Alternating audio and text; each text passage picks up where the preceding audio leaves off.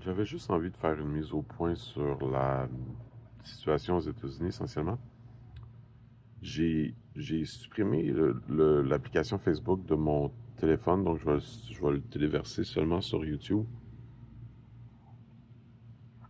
Euh, tu sais, évidemment, quand j'ai vu le meurtre d'Irina mardi soir, il y a quasiment 2 semaines,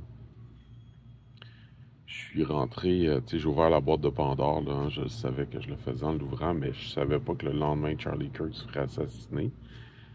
Comme si une folie en crée une autre sorte en plus.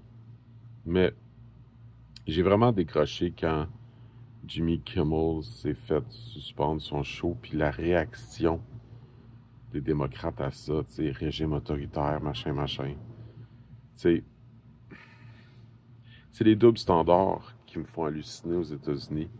Puis quand ils ont suspendu le compte Twitter de Donald Trump, je me souviens pas en quelle année, là, mais je l'ai dit, j'ai fait des vidéos là-dessus, j'ai dit, faut les influencer dans la direction de dire tout ce que ça va faire, c'est polariser leur pays. C'est stupide. Mais, tu sais, c'est là-dessus, moi, que je deviens peut-être un peu d'accord avec certaines notions des conspirationnistes, c'est-à-dire, faut pas penser que les médias nous donnent les faits. Les médias nous donnent un point de vue. Les médias, tu sais, pareil comme justement Donald Trump au travers de l'agence, dans le fond, l'équivalent du CRTC aux États-Unis, donne des licences médiatiques. Pareil aussi qu'il y a des intérêts privés qui possèdent les médias. Ben, les médias sont influencés par, essentiellement par un parti ou l'autre, d'une certaine façon. Au Canada, c'est un peu différent avec, mettons, Télé-Québec ou Radio-Canada. Mais quand même, quand un journaliste va dire quelque chose comme voici les faits, ben c'est les faits rapportés, hein. Tu sais, c'est-à-dire que c'est essentiellement ce à quoi il a accès. Puis moi, en tant qu'anthropologue, c'est sûr que je comprends la notion de collecter des faits par rapport à un événement humain quelconque, mais de penser qu'on est objectif devant eux, tu sais, je sais pas, moi, je peux te donner 2 exemples de conspiration, tu sais, mettons, tu dis, je sais pas moi, 9/11 was an inside job. Tu sais, les 2 tours qui se sont fait foncer dedans le 11 septembre, c'était interne. Bon. Mais maintenant, tu peux dire, bon, tu sais, c'est un peu exagéré, là, tu sais, je veux dire, il y a quand même eu l'Al-Qaïda qui l'a réclamé, on a vu des gens hijacker les avions, tout ça. Ouais, mais ce que ça veut dire concrètement dans les théories conspirationnistes, à part les plus extrêmes, c'est que, par exemple, pourquoi les 2 premiers buildings se sont effondrés, OK, mais le troisième, qu'est-ce qui est arrivé? Le troisième qui contenait plein de documents confidentiels, problématiques, qu'on voulait pas libérer pour ci, ça de l'administration. Mais là, une fois que tu te dis, ben regarde, quand tu regardes comme il faut le troisième, comment qu'il tombe, tu analyses la situation, tu te dis, Chris, c'était de la démolition, tu sais? Ça veut dire qu'ils le savaient. Et donc, qu'ils l'ont laissé faire, qu'ils ont laissé l'attaque faire pour pouvoir se justifier de devenir la police du monde qu'ils ont toujours rêvé de devenir depuis la fin de la Deuxième Guerre mondiale. Mais aussi, si on fait la démolition sur ce tour-là, la troisième, qui est beaucoup plus facile à croire, ça ouvre pas la porte à dire que les 2 premières aussi auraient pu être comme ça, autrement dit. Étais-tu vraiment obligé de tomber? Est-ce que le fait qu'il ait décidé de les faire tomber, c'est pas un meurtre d'un paquet de gens qui sont morts à cause qu'ils sont tombés? Et non pas simplement du feu, comme mettons juste les pompiers qui étaient en train d'essayer d'aider les gens à l'intérieur, qui selon leurs expertises, leurs expériences en tant que pompiers, pensaient vraiment pas qu'un building comme ça était pour tomber de cette façon-là, à ce moment-là. Bref. Donc, tu sais, d'un point de vue scientifique, une conspiration, c'est une hypothèse. C'est normal. Mais là, on vit dans une culture où si tu apportes une autre hypothèse que le discours d'un ou de l'autre, ben, tu te fais traiter de conspirationniste. Fait que si tu apportes une hypothèse différente du mainstream Fox News, tu te fais traiter de conspirationniste par les MAGA. Puis si tu apportes une hypothèse différente du mainstream, je sais pas, moi c'est CNN, whatever, démocrate, ben là, tu te fais traiter de conspirationniste par les woke, l'extrême gauche, etc. Et donc, quand on voit tous les humoristes crier au scandale que Jimmy Kimmel se fait canceller son show pour avoir essentiellement dit, c'était pas une critique envers Trump, ça, il l'a fait pendant des années, là. Prenez-le pas pour des crises de cave, là. Ça, premièrement, ils sont tous en train de dire que c'est parce que il a critiqué Trump. C'est faux. C'est parce qu'il a dit que c'est un MAGA qui a tué un MAGA. Ils ont dit que Tyler Robinson, qui a tué Charlie Kirk, est un MAGA quand son chum est trans, quand toute sa famille disent qu'il s'est radicalisé dans les idéologies transactivistes, woke, etc., qui est en conflit avec sa famille par rapport à ça. Donc oui, il vient d'une famille républicaine, ça fait pas de lui un républicain. Il est capable de comprendre qu'il y a des gays dans des familles républicaines qui s'opposent puis qui deviennent woke, whatever. Tu sais, c'est plutôt facile à comprendre. Mais donc, quand Jimmy Kimmel dit que c'est un MAGA qui a tué un MAGA, ben là, c'est comme un peu le bout de la marde. C'est que les MAGA se moquent, les woke se moquent du meurtre de Charlie Kirk, le célèbre Donald J. Trump qui se fait bannir son compte Twitter. Mais si on fait l'inverse, ben là, c'est totalitarisme. Mais le totalitarisme, c'est peut-être des deux bords, hein? Votre culture de la censure est peut-être des deux bords. Fait que bref, ça m'a comme un peu écœuré parce que, tu sais, historiquement, moi, je suis beaucoup plus à gauche sur plein de mesures économiques, mais aussi dans plusieurs valeurs. Comme jamais, tu sais, je m'en fous, moi, dans le fond, des trans. Le problème, c'est que là, je vois dans essentiellement mon groupe, qu'on pourrait dire, c'est-à-dire, je vois dans ma gauche du monde qui s'élève à dire, ben là, on va obliger les gens à utiliser les pronoms d'une certaine façon. Puis là, moi, je dis, mais non. Tu sais, c'est ça le problématique de la gauche qui devient une dictature et donc il faut l'éviter. Donc je deviens une personne qui, à l'intérieur de mes propres rangs, devient critique. Et donc, à l'intérieur de mes propres rangs, je deviens quoi? Ben, un traître, un conspirationniste, un MAGA, évidemment, parce que les autres, ils voient le monde en noir et blanc. Fait que ça sert plus à rien de parler à ces gens-là, vraiment. Les États-Unis ont une immense influence historique, on comprend, mais c'est tellement toxique. Fait que bref, on a un réseau social américain, Facebook, qui censure au Canada notre droit de partager des nouvelles sur notre politique, qui permet à des bots russes d'influencer nos discours politiques et qui plus est, ramène tous les algorithmes autour d'eux. Et donc, non, je ferme pas mon compte Facebook parce que c'est quand même pratique, encore une fois, de pouvoir faire des trucs comme ça puis de pouvoir parler entre nous. Mais c'est sûr que j'enlève ça de mon téléphone parce que là, ça devient juste comme une espèce de tentation toxique qui est toujours au bout. Puis évidemment, c'est quand même intéressant, stimulant intellectuellement, tu sais. Mais vivre dans une société qui écoute jamais les anthropologues et ses prédictions, mais qui écoute tout le temps des espèces de pseudo-scientifiques médiatiques qui se présentent comme des autorités dogmatiques, ça devient lourd, vraiment lourd. Donc bref. J'aime ça, les médias, parce que c'est une façon d'aller chercher de l'information, puis je me nourris de pas mal de médias différents.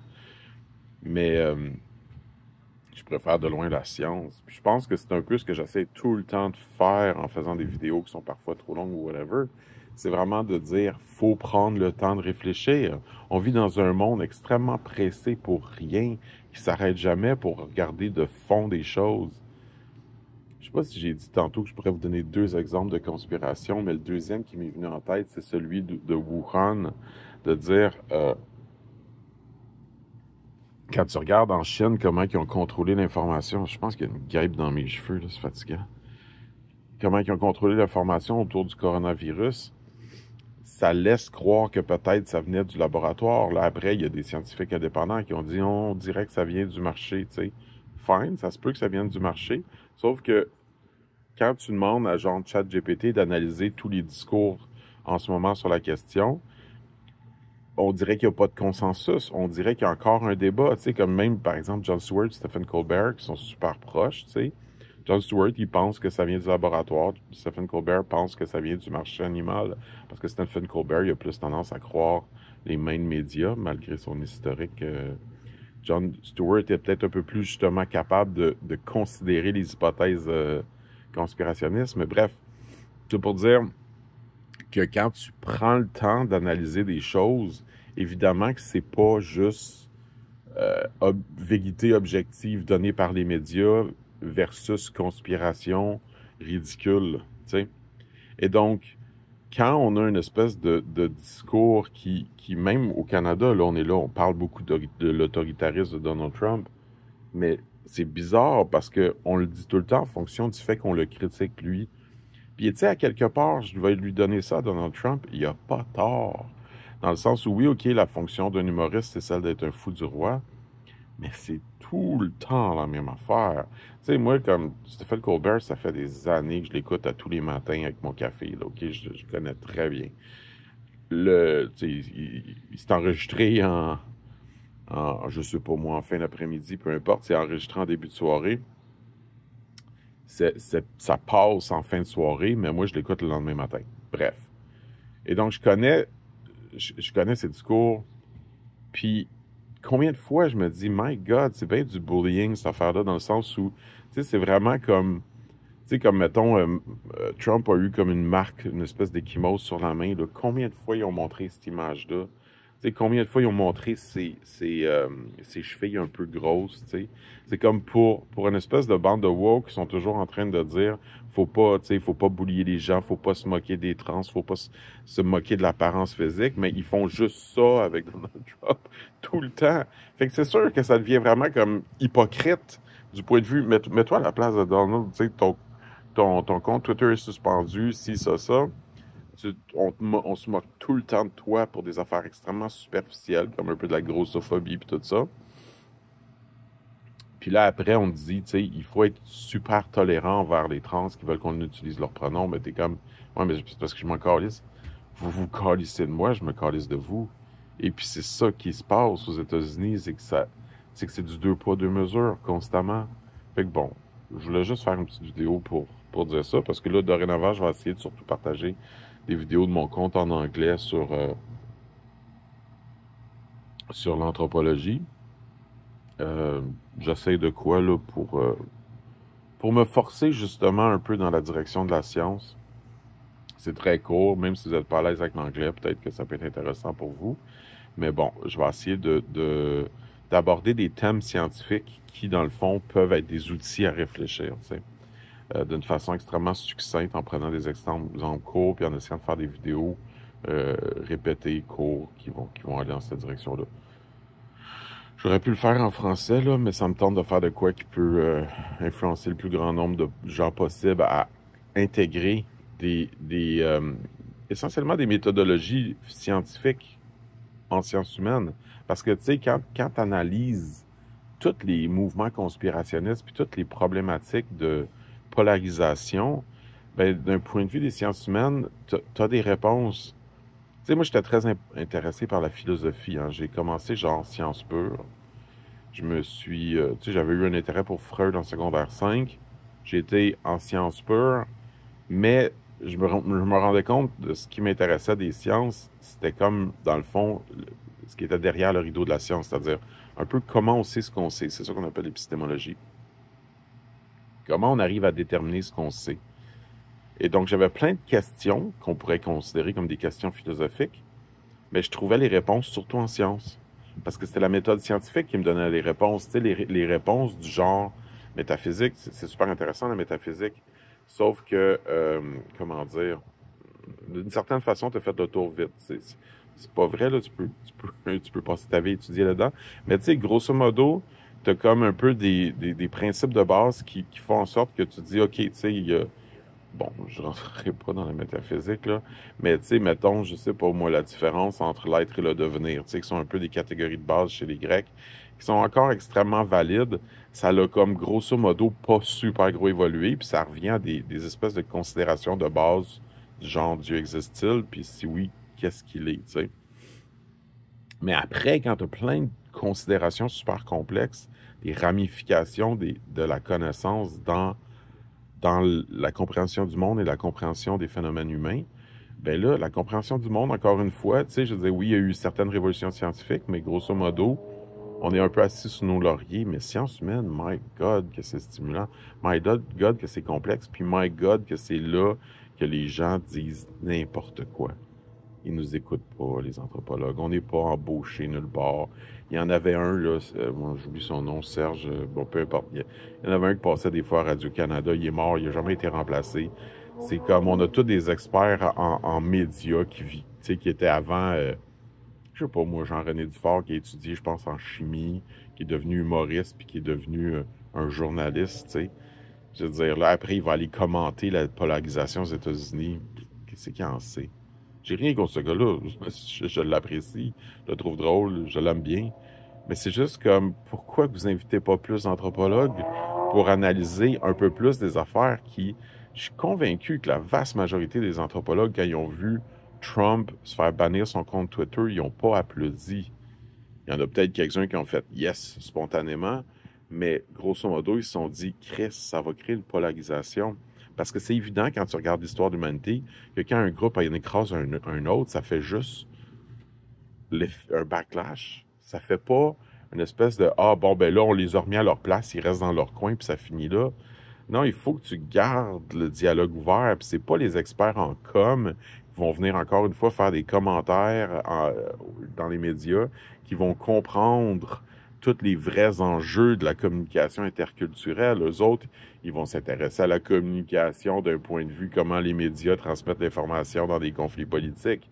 Ils vont pas s'intéresser à dire on est-tu capable de prédire d'un point de vue humain qu'est-ce que cette dynamique-là entre ces deux sous-groupes-là dans une nation va faire. Puis honnêtement, d'un point de vue anthropologique, c'est facile. C'est dommage que vous ne nous écoutiez pas. Vraiment.